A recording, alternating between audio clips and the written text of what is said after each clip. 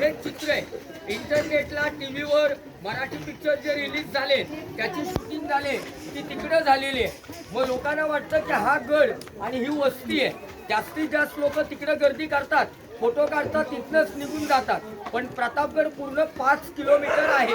आतमध्ये आलं की या भिंतीवर रस्ता आहे का, पायऱ्या दिसल्या का, या तटबंदीवरनं आपले मावळे गस्त घालायचे, तटरक्षक फिरायचे. हा दोन्हीकडे रस्ता आहे, इकडे पण आहे आणि पलीकडे पण आहे. जर एखादा माणूस या भिंतीवरनं आता इथून चालत गेला, त्याने ठरवलं आपण कुठं उतरायचं नाही, इकडून गेलेला मनुष्य 3.5-4 तासानंतर पलीकडच्या भिंतीवर येऊ शकतो. म्हणजे गडाची जी तटबंदी आहे ती आजही फिरता येते. 3.5-4 तास लागतात. म्हणजे दारामधली तोफ त्या बुरुजावर होती. हा बुरुज पडला होता, त्याला बांधतायत, त्याचं काम चालू आहे. म्हणून तोफेला काढलंय आणि दाखवायला दरवाजामध्ये ठेवलंय. समोर त्या डोंगरावर बघा, टॉवरच्या बाजूला छोटी छोटी पांढरी घरं दिसली का, हे मार्केट महाबळेश्वर. जिकडनं तुम्ही आता इकडे आलाय, टॉवर पासून उजवीकडे वाकलेला डोंगर आणि हा कोपऱ्यातला शेवटचा डोंगर. हे जे डोंगर मागे पुढे दिसत आहेत, तसं पाहिलं तर या आपल्या सगळ्या सह्याद्रीच्या रांगा. 200 वर्ष आपल्यावर ब्रिटिशांनी राज्य केलं. तुम्हाला असं कुणी विचारलं भारतामध्ये ब्रिटिश आले आणि सगळ्यात जास्त राहिले कुठं, तर ते महाबळेश्वरला. हे महाबळेश्वर त्यांनी बनवलेले. हे सगळे पॉइंट आहेत. हा पूर्ण डोंगर उतरून तुम्ही गडाच्या पायथ्याला आला की या गावाच्या कडेने गडावरती आलाय. ह्या गावाच्या डाव्या बाजूला बघा, एका कोपऱ्यामध्ये आजही त्रिकोणी जंगल जास्त आहे. जंगल एवढं घनदाट आहे, आतलं गाव सोडा, एक घर पण दिसत नाही. जंगलाच्या मध्ये गाव आहे जावळी, हे मोऱ्यांचं गाव. आणि चारी बाजूला दिसते हे जावळीचं खोरे. गाव किती लहान आहे आणि परिसर किती मोठा आहे तो पहा. आता इथे भवानी मंदिरामध्ये या. जय भवानी, जय शिवाजी, जय भवानी.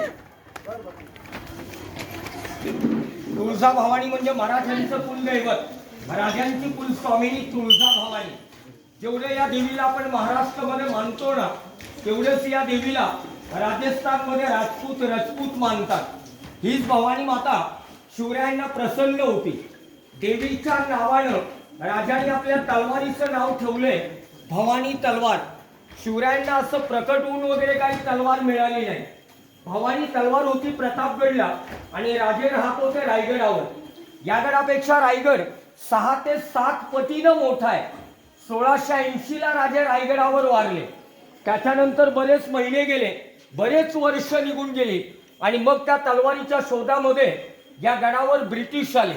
या ब्रिटिशांना जोपर्यंत तलवार सापडत नाही, त्यांनी काय केलं तर ही आपली हत्यारं वापरली आणि आपलाच गड पूर्णपणे उद्ध्वस्त केला. म्हणजे आता आपण जो प्रतापगड पाहत आलोय हा खरं ब्रिटिशांनी लुटलेला गड. म्हणून या गडावर जुनी मंदिरं आणि गडाची भिंत आज एवढं शिल्लक राहिलं. शिवाजी राजांची भवानी तलवार आहे, भारतामध्ये नाहीये, ती आहे लंडनला. ब्रिटिश म्युझियम, आपला कोहिनूर हिरा आहे, तलवार तिकडेच आहे. छत्रपतींनी बांधलेले हे दगडाचं जुनं मंदिर एवढंच. आणि मी तुम्हाला म्हटलं हे राहणारे मावळ्यांचे वंशज आहेत. मग शिवाजी राजांचे पण वंशज आहेत. मुलाचा मुलगा, मुलाचा मुलगा, अशा पद्धतीनं या गडावर 13वी पिढी चालू आहे.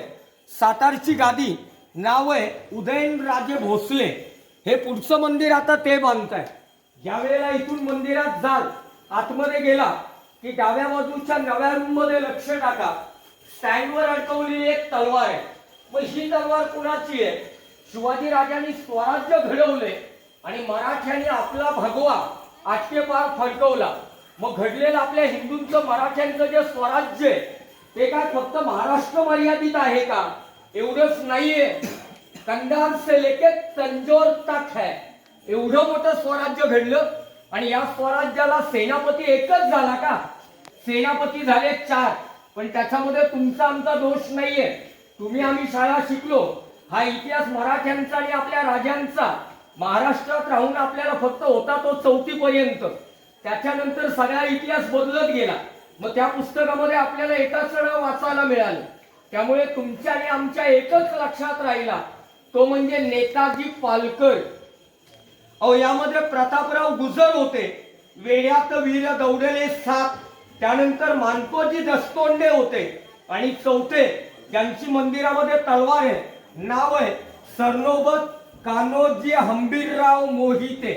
या मोहित्याने या तलवारीनं ज्या वेळेला अफजल खानाच्या सैन्यामध्ये लढाई झाली, एका माणसाने एका तलवारीने एका लढाईत 600 लोक एकट्याने मारले. म्हणून म्हणायचे हंबीर तो खंबीर. मग तुम्ही म्हणाल 600 लोक मारले, याला पुरावा काय? 100 लोक मारेल त्याचा राजा त्याला इनाम द्यायचा. इनाम काय होता? तलवारीच्या पात्यावर इनाम होता तो एक स्टार. म्हणजे आपल्या काळामध्ये पोलिसाच्या मिलिटरीच्या शिपायाच्या खांद्यावर मेडल देतात. ज्या वेळेला तलवार बघाल त्यावेळेला इथे 3 खुणा आहेत, या टोकाला मागे 3 आणि कॉलरवर सुवर्ण अक्षरात लिहिलेलं नाव. 600 लोक मारली हा पुरावा आहे.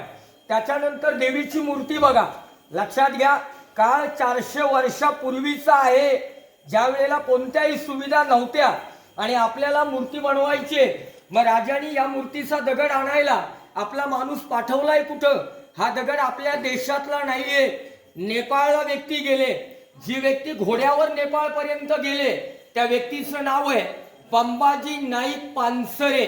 आणि नेपाळमध्ये त्रिवेणी संगम झालेली नदी आहे कालीगंडकी, त्या नदीतून या मूर्तीचा दगड आणलेला आहे. आज 400 वर्षानंतर असाच दगड आपणही आणला. कुठे? अयोध्येत श्रीरामांची मूर्ती बनवायला. दोन्ही दगड एका ठिकाणावरचे आहेत. देवीची शाळीग्राम म्हणजे देवीची जी मूर्ती आहे ही शाळीग्राम दगडाची आहे. हा दगड आपल्याला सोनारांकडे बघायला मिळतो.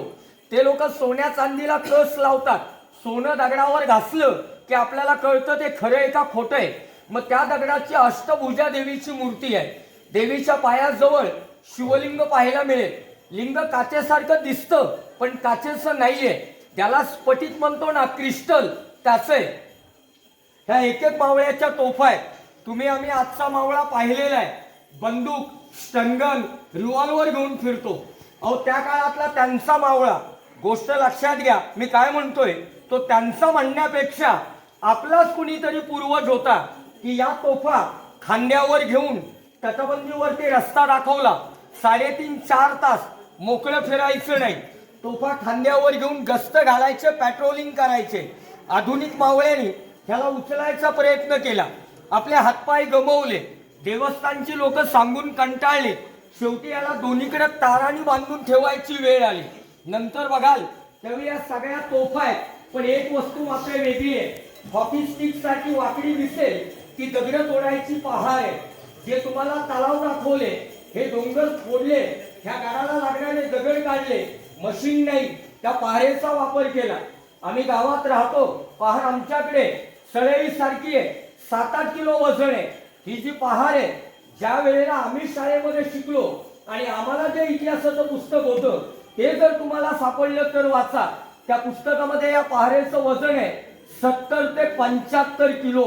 अहो नुसती पहार आहे 70-75 किलोची, जी घेऊन 8 ते 10 तास डोंगरावर दगड काढायचं काम करायचंय. शेवटची हँडलवाली तोफ बघा, जर पहार 70-75 किलोची आहे तर ही तोफ 100-125 किलोच्या पुढची नक्कीच आहे. मग शस्त्र बघितल्यावर आपल्याला अंदाज काय येतो की आपल्या पूर्वजांकडे ताकद काय होती, मग आपल्याकडे का नाही? तुम्ही आम्ही त्यांचेच वंशज आहे, आपण काय डायरेक्ट आभाळातलं पडलो नाही. मग हे सगळं असताना याच्यातलं एकही शस्त्र आपल्याला असं हलत पण नाही. याच्या मागचं कारण काय? माझ्या मते खोलात जाऊन विचार करायची गरज नाही. मागचं कारण एकच आहे, आजचा मावळा आपण जो तयार करतोय हा वडापाव, बर्गर, पिझ्झा, चायनीज नूडलवाला आहे. त्याला ज्वारीची, नाचणीची, बाजरीची भाकरी माहीतच नाही आणि हे सगळं खाल्ल्यामुळं आपली ही परिस्थिती आहे.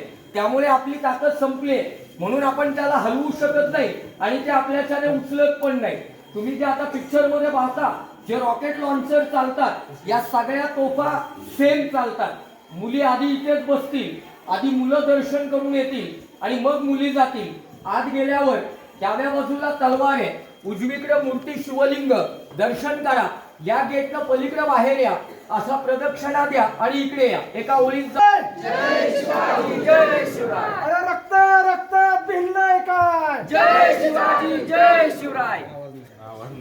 लाईन मध्ये